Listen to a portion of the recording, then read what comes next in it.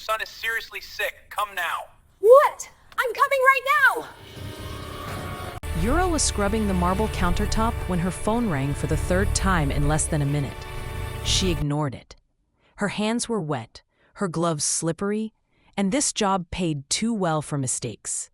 One careless move, one complaint, and she would never be allowed back into a place like this again. The phone kept vibrating in her pocket. She frowned, wiped her hands quickly, and answered. "What?" Madam, your she son is said, seriously already sick. Come irritated. now. The What? voice on the I'm other coming right end now. wasn't angry. It was panicked. "Yura," her neighbor cried, breathless. "You need to come home now. Your son collapsed. He's burning up. We're taking him to the hospital." For a second, the world tilted. Before we continue, if you enjoy emotional love stories with twists, secrets, and unexpected romance, don't forget to like this video and subscribe and drop a comment on what country you're watching from and what time it is there. You won't want to miss what happens next. "What do you mean collapsed?" Yura asked sharply. "He was fine when I left." "I don't know," the woman said, almost sobbing. "He just fell. He won't wake up properly." Yura didn't remember hanging up. She only remembered ripping off her gloves, grabbing her bag, and running, straight out of the billionaire's house without asking permission, without explanation, without caring who saw. The guard at the gate shouted after her, confused. "Miss, your shift isn't finished." She didn't stop. Her chest burned as she ran down the long driveway, her mind screaming the same thought over and over. Please, please, please. By the time she reached the hospital, her son was already gone from the waiting room. "They took him inside," the nurse said quickly when Yura stumbled forward. "High fever, severe weakness. The doctor is with him now." Yura's knees nearly gave out. She pressed her palms together so tightly her fingers hurt. "He'll be okay," she whispered. "He has to be." Minutes passed, maybe longer. Time stopped making sense. Then a doctor approached her, his expression serious but controlled. "Your son needs a blood transfusion," he said, immediately. Yura nodded without hesitation. "Take mine." The doctor hesitated. "We tested, you're not a match." Her breath caught. Then find someone who is." "We're trying," he said, "but his blood type is rare. We need a compatible donor fast." Yura's phone buzzed in her hand.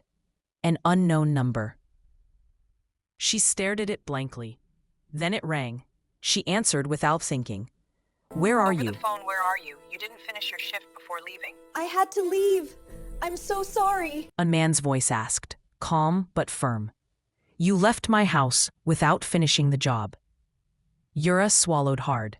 "My son is in the hospital," she said, her voice shaking now. "I'm sorry. I'll come back. Please." There was a pause, then the voice changed. "What hospital?" She told him. "I'm coming," he said. "I don't need," she started, but the line was already dead. She didn't know why he came. She didn't know who he really was. All she knew was that a tall man in an expensive coat arrived minutes later, spoke quietly to the doctor, and rolled up his sleeve without hesitation when they asked for blood. She didn't even look at his face. She was too busy praying. What Yura didn't know, what no one told her yet, was that the test results were already printing, and that the cleaning job she took to survive the night was about to uncover a truth that would change every life in that room forever. Yura didn't sleep that night. She sat upright in the narrow hospital chair, her eyes fixed on the small rise and fall of her son's chest, afraid that if she looked away for even a second, something terrible would happen again.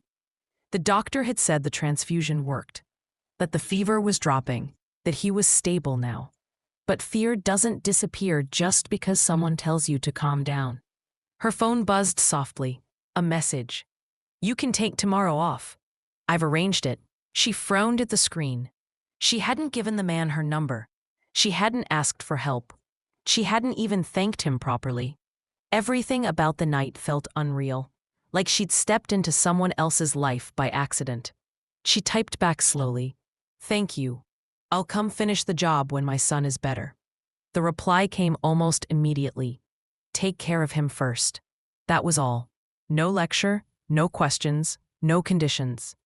It unsettled her more than kindness usually did. The next few days passed in a blur of hospital food, whispered prayers, and gentle monitoring.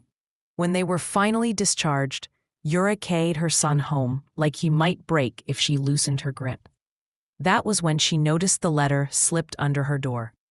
Private home tutoring services. Assigned instructor will begin immediately.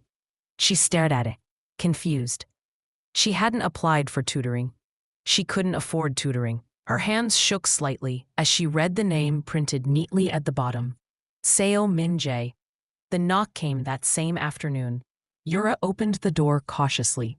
The man standing there looked different from what she expected. Calm, clean-cut, well-dressed but not overly formal.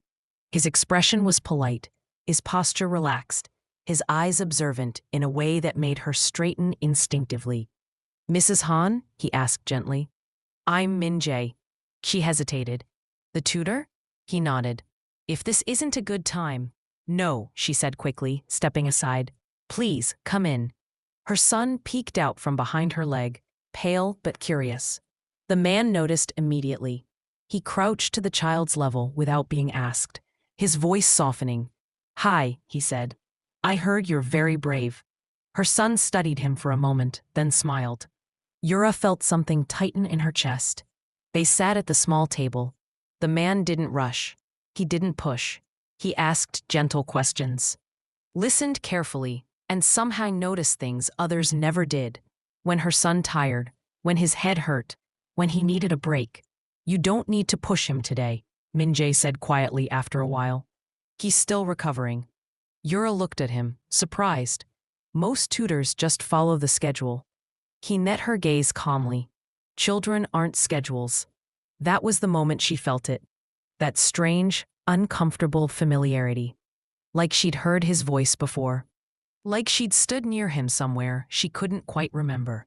She shook the thought away. When the session ended, he stood and bowed slightly. "I'll adjust his plan. Health first."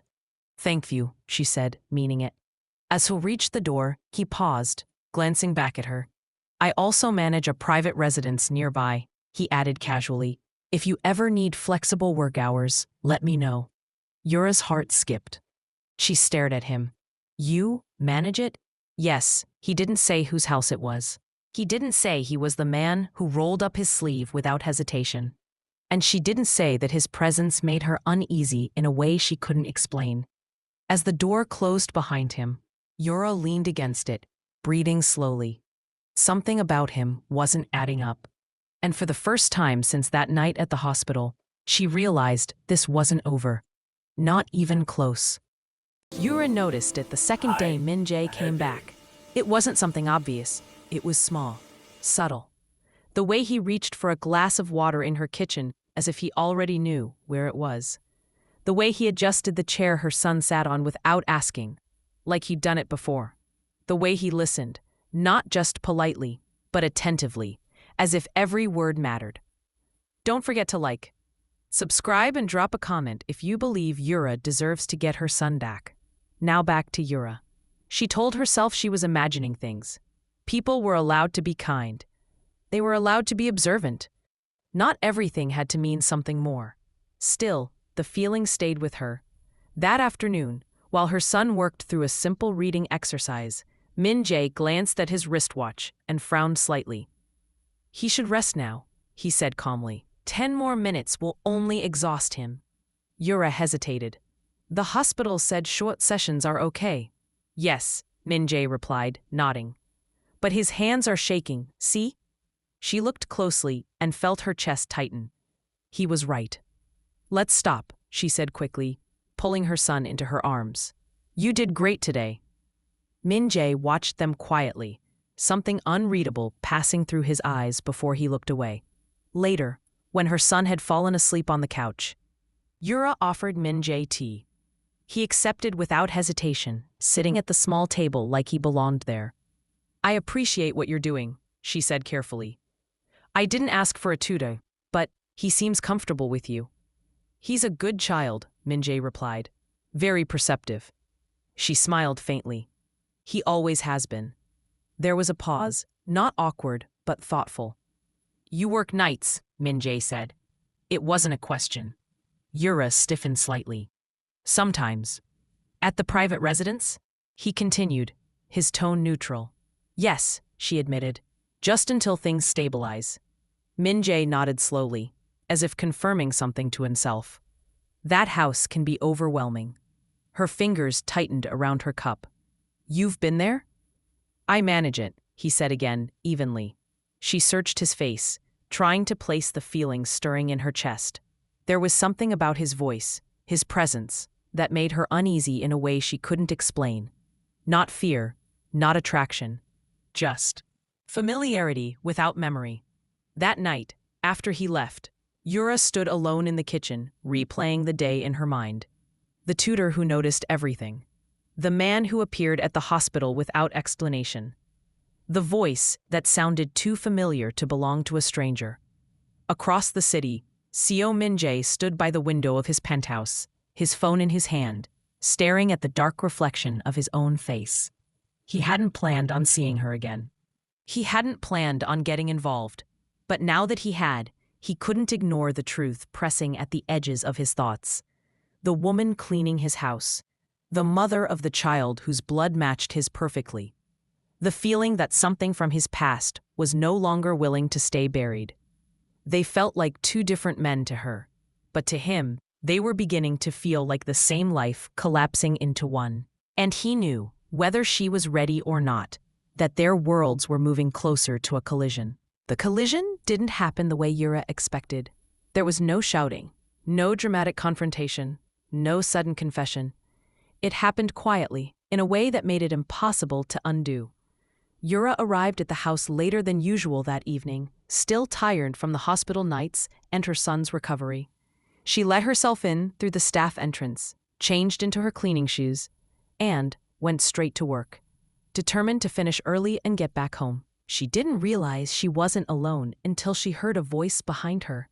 You're late. She turned around sharply.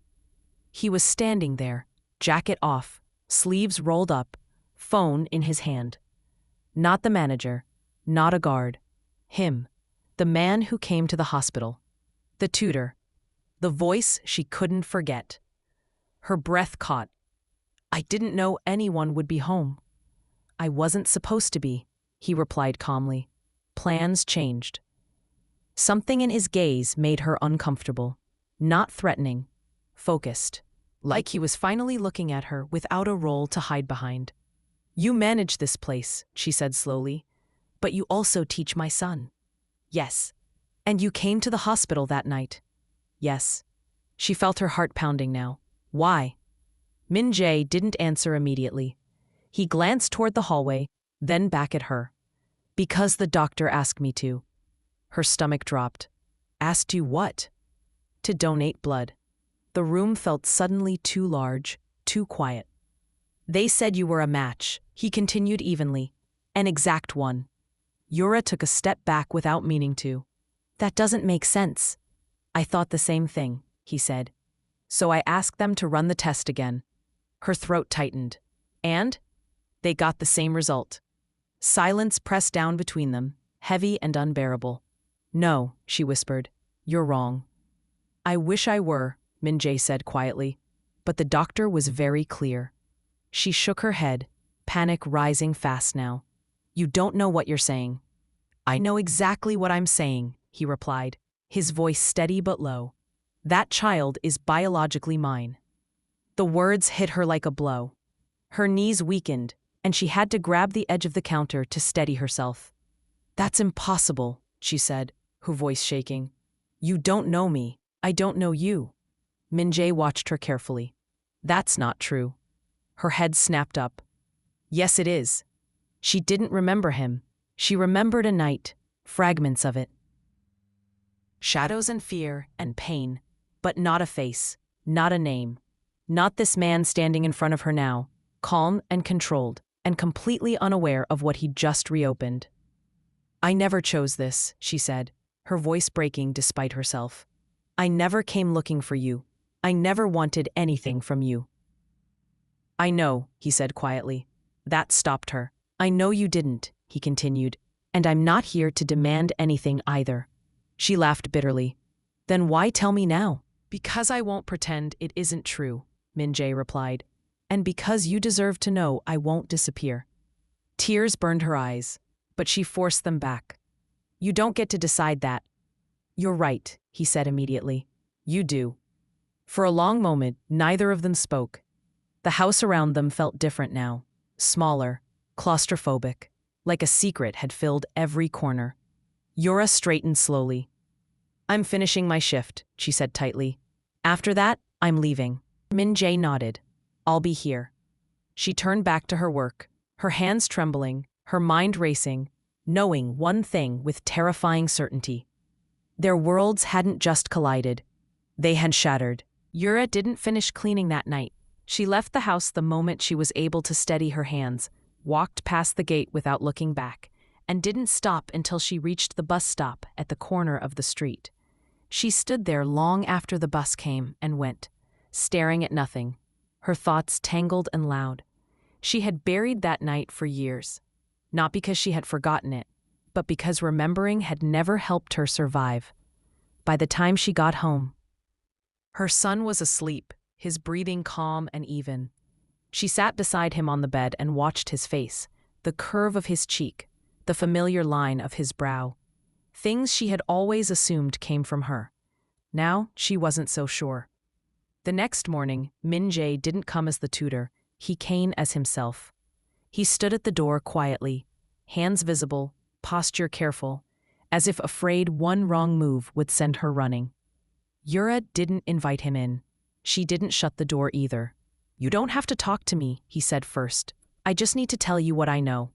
She crossed her arms tightly. Say it, then leave. He nodded.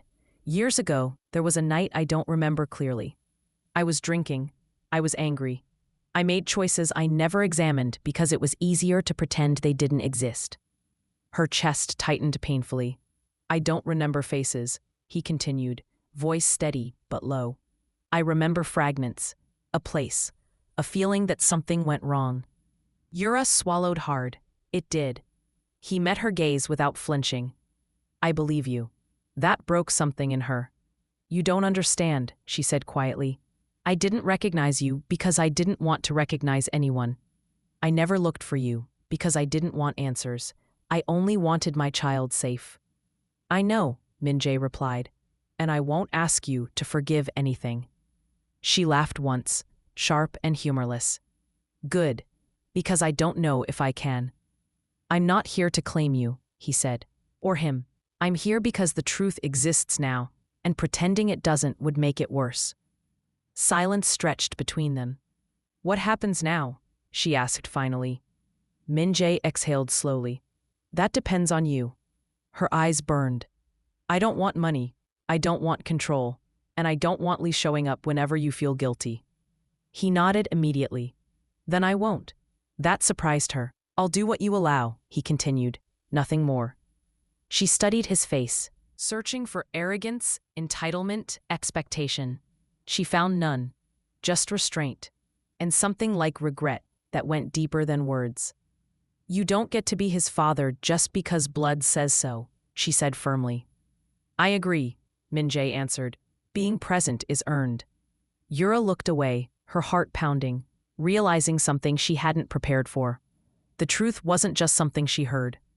It was something she now had to decide what to do with, and whatever choice she made would change all of their lives.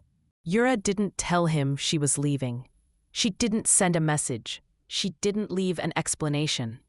She packed quietly while her son slept, folding clothes with hands that shook only when she paused too long. Every sound felt too loud. Every memory felt too close. The apartment she'd lived in for years suddenly felt like a place she could no longer breathe. By morning, she was gone. The tutor sessions stopped. The cleaning job ended. Her phone number went unanswered. When Min-jae returned to the apartment that afternoon, the door didn't open. When he went back the next day, the neighbors said she'd moved out suddenly, late at night, with no forwarding address.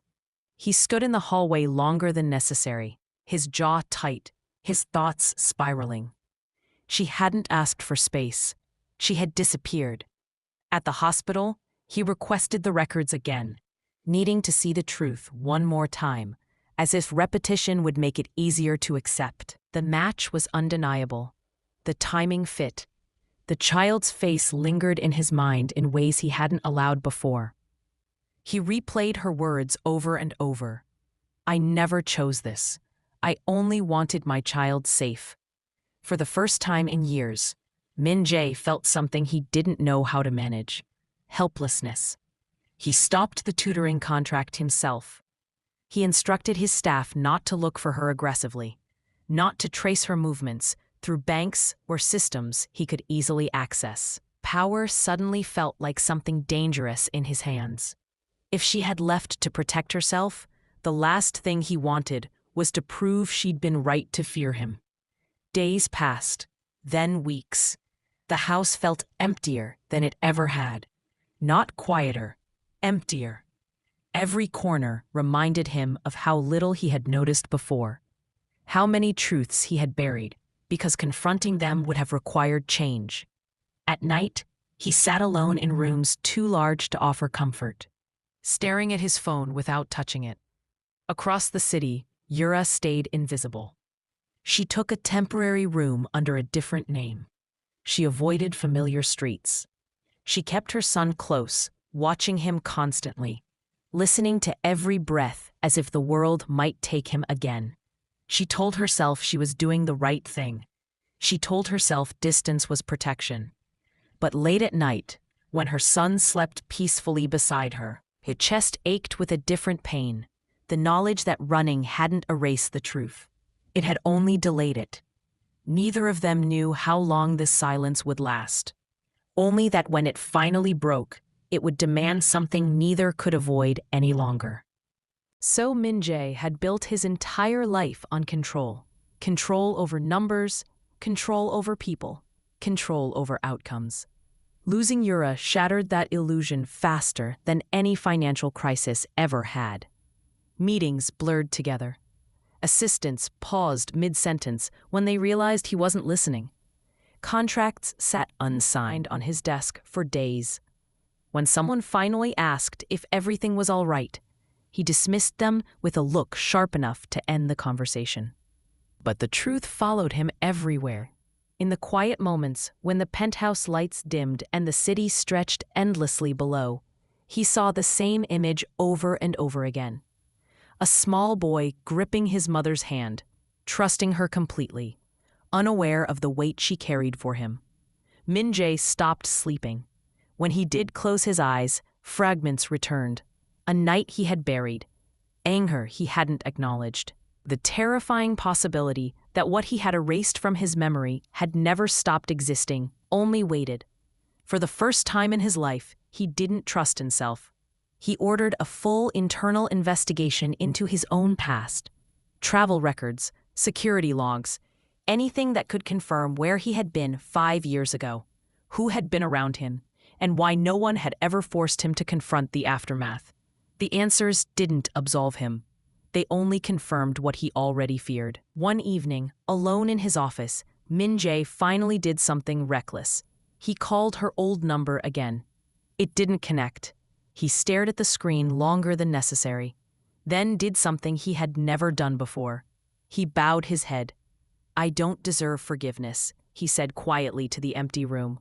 But I won't pretend this didn't happen. The loss of control wasn't loud. It was deliberate. He canceled social events. He stepped back from public appearances. He put his wealth where his words were, setting up medical funds, legal protections, and long-term trusts with no names attached and no conditions imposed. Not as an offering, as responsibility. Across the city, Yura felt the ripple before she understood it. Hospitals stopped calling about unpaid bills. Pharmacies filled prescriptions without hesitation. Assistants appeared quietly, without explanation, without signatures. She didn't need to ask who it came from. Her chest tightened every time she realized he was still there, still choosing restraint instead of force. For the first time since she disappeared, Yura wondered if running had truly been the only option. And for the first time in his life, So Min-jae understood that control wasn't power. It was what you gave up when you chose to do the right thing. Yura didn't go looking for him. She didn't want explanations, apologies, or gestures dressed up as kindness. What she wanted was quiet. What she needed was certainty that her life still belonged to her. But when the letter arrived, handwritten, not stamped, not delivered by a courier, she stopped breathing for a moment. There was no logo, no lawyer's language, no demands, just a few lines written carefully. I won't come near you unless you ask me to. I won't use money to make decisions for you. I only want the chance to take responsibility the right way. If you ever want to talk, I'll be where you left me. She read it twice, then a third time. Her son looked up from his coloring book. Mama, are you sad? She smiled softly. No, just thinking. That evening, Yura walked back to the place she had sworn she wouldn't return to. Not the mansion, not the penthouse, but the small park near her old apartment. The one place that had never changed. He was already there. No suit, no driver, no distance. Just Min-jae standing near the bench with his hands in his coat pockets, waiting without expectation. I didn't think you'd come, he said quietly. I didn't think I would either, she replied. They sat, leaving space between them. I'm not here for money, Yura said first, or protection, or promises. I know, Min-jae answered. I won't let you decide my son's life because of guilt. I wouldn't, he said immediately. I want to earn whatever place I'm allowed to have. She studied his face, searching for impatience, for pride, for the quiet arrogance she had learned to guard against. She didn't find it. What if I say no? She asked. Then I live with it, Min-jae said. And I stay accountable anyway. That answer mattered more than anything else he could have said. Yura looked away, her chest tightening. I don't know if I can ever forget. I'm not asking you to, he replied. Only to let me be honest. Silence settled between them, not heavy, not tense, just real. For the first time since the truth came out, Yura felt something shift inside her. Not forgiveness, not love, but the possibility of choice. And that, she realized, was where healing actually began. The truth didn't stay private for long. It never did in Min-jae's world. A routine medical filing triggered questions. A legal safeguard raised flags. Quiet arrangements, meant to protect a child, began to draw attention from people who were trained to notice patterns and follow them until they made sense. By the time the board asked him directly, Min-jae didn't pretend. Yes, he said calmly, the child is mine. The room went silent. Questions followed, about timing, liability, reputation, but he stopped them with a single raised hand. This isn't a negotiation. I'm informing you, not asking permission. Later that evening, a brief statement was released. No details, no defenses, just acknowledgement and responsibility. The public reaction was immediate. Speculation, headlines, opinions formed by people who knew nothing about the woman at the center of it all. Yura didn't watch the news. She found out because someone knocked on her door. Min-jae stood there alone. No entourage, no preparation beyond the envelope in his hand. I won't stay long, he said quietly. I wanted to tell you myself. She stepped aside, letting him in. I've made the truth public, he continued.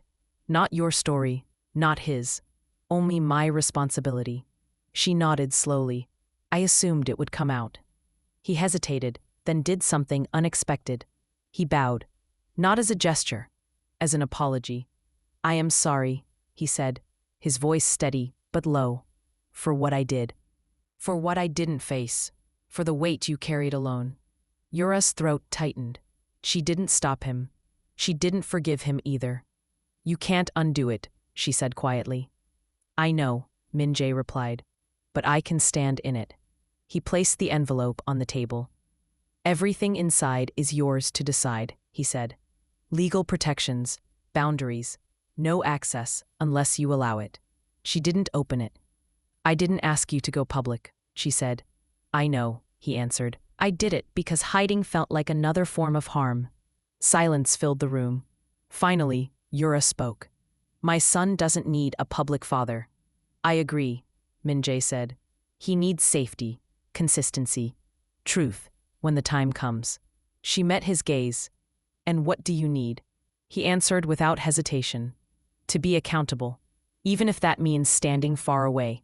That mattered. As he turned to leave, her son peeked out from the hallway, clutching his toy. Min-jae froze. Yura placed a gentle hand on her child's shoulder. Say goodnight. Good night, the boy said softly. Min-jae nodded once, his expression carefully controlled. Good night. The door closed behind him. Yura leaned against it, exhaling slowly. The truth was out now. And somehow, instead of destroying everything, it had made room for something new. It didn't end with a grand gesture. There was no dramatic reunion, no sudden promise that erased the past. Healing didn't arrive that way for Yura, and she never expected it to. What changed was quieter. Months passed. Min-jae kept his distance, exactly as he said he would. He didn't show up unannounced. He didn't send gifts. He didn't try to insert himself into a life that wasn't his to claim. His support stayed where it belonged, consistent, transparent, and without conditions. When Yura needed help, it was offered plainly. When she didn't, nothing followed. For the first time, she felt something she hadn't felt in years. Safe. One afternoon, she allowed him to visit. Not as a billionaire, not as a father, just as a man sitting on the floor, carefully assembling a puzzle with a small boy who laughed every time a piece fit into place. Min-jae followed Yura's rules without question. When it was time to leave, he left. When her son asked questions, Min-jae answered honestly but gently, never overstepping. Trust didn't come all at once. It came in moments. In the way Min-jae listened without interrupting. In the way he never defended himself. In the way he let Yura decide what came next, every single time. One evening, as they sat quietly on the balcony, Yura spoke first. I don't know what this will look like, she said. I don't either, Min-jae replied. But I won't hide from it. She looked at him then, really looked, and realized something important. Love didn't have to arrive loudly. It didn't have to erase pain. It didn't have to pretend the past didn't exist. It just had to be honest. When she reached for his hand, it wasn't a forgiveness of everything that came before. It was a choice. And Min-jae understood that was more than he deserved, and more than he would ever take lightly. There were no secrets left between them. Only truth. Only boundaries. Only a future they would build carefully, together, if she continued to choose it. And this time, nothing was hidden. Nothing was rushed. Nothing was forced. That was the love that stayed. If this story touched you even a little, please take a moment to like the video. It really helps the channel grow. To everyone who's been here from the beginning, thank you for staying with the story and with me. And if this is your first time here, I post emotional, romantic stories like this regularly, so don't forget to subscribe and turn on notifications so you never miss the next one. Click on any video on your screen for more heartfelt stories filled with love, truth, and second chances.